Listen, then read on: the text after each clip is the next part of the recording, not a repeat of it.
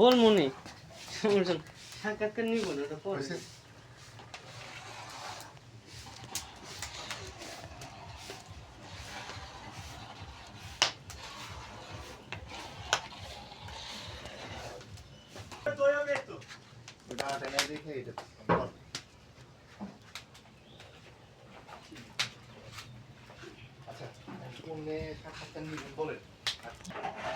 প্রথমে কি সালাম টালাম দিতে হবে? পার্থ গোপাল ঘোষ। আমি তরুণ সুইটসের কর্ণধার। আর এটা হচ্ছে আমার বাবার প্রতিষ্ঠান। আমার বাবা এই বিজনেসটা দেখাশোনা করে, পাশাপাশি আমরাও দেখাশোনা করি। আমাদের রাজাপুরে হচ্ছে এই ঐতিহ্যটা হচ্ছে 200 বছরের ঐতিহ্য। আমার দাদা, আমার বাবা এবং আমার পিতামহ সহ এই ব্যবসাটা করেছে প্রায় 200 বছর। আমাদের প্রতিষ্ঠানের নাম হচ্ছে তরুণ সুইটস।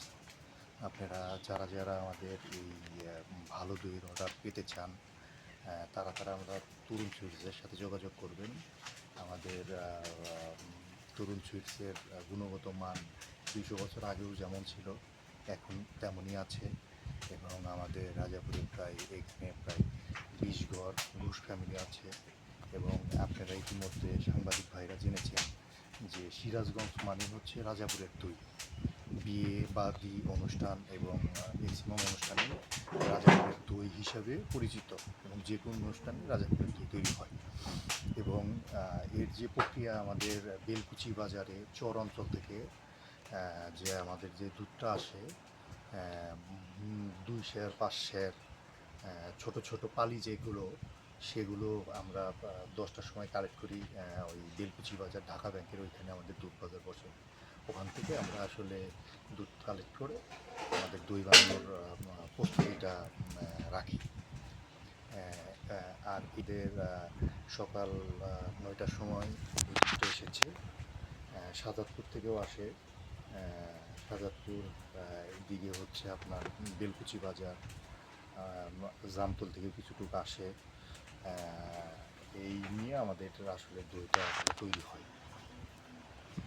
চর অঞ্চলের খাঁটি গরুর দুধ থেকে আমাদের এই যে দইয়ের যে জিনিসটা, সেটা আমরা সকাল 10টার দিকে শুরু করি। বিকেল 4টাতে নিজের হাতে স্পেশাল দইগুলো তৈরি হয়।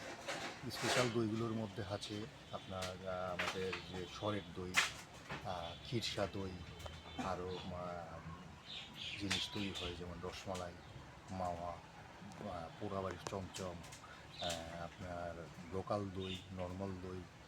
আর আপনার এই সাথে সাথে আমাদের যে আপনি ঘি, এগুলো আমরা তৈরি করে থাকি। এবং চর অঞ্চলের খাঁটি গরুর দুধ থেকে আমাদের এগুলো আসলে তৈরি হয়।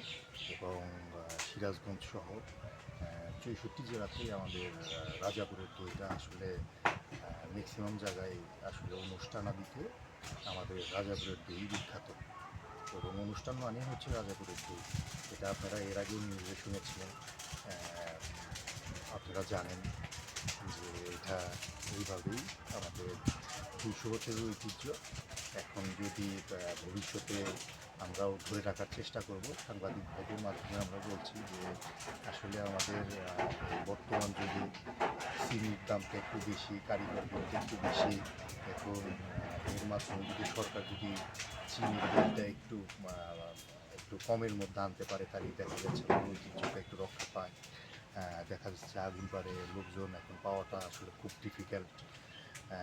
এই জন্য আপনাদের মাধ্যমে হয়তো সামনে যদি এইভাবে বাবার ঐতিহ্য সামনে যদি ভালো কিছু ধরে রাখার আমরা চেষ্টা করব, আপনারা ভালো কিছু পাবেন রাজাপুরের আমাদের তরুণ চরিত্রের মাধ্যমে।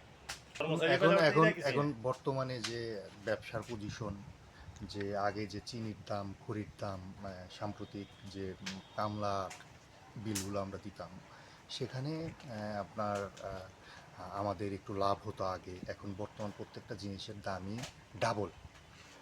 এখন আসলে ঐতিহ্য ধরে রাখার জন্য আমাদের এই বিজনেসটা করতে হচ্ছে, কিন্তু বর্তমান পজিশনে এই ব্যবসা একটু লস আইটেমের মধ্যে ঘুষেরা রয়েছে। হয়তো সরকার থেকে যদি এই চিনি এই কারিগরের জন্য বা মিষ্টির সামগ্রী জিনিস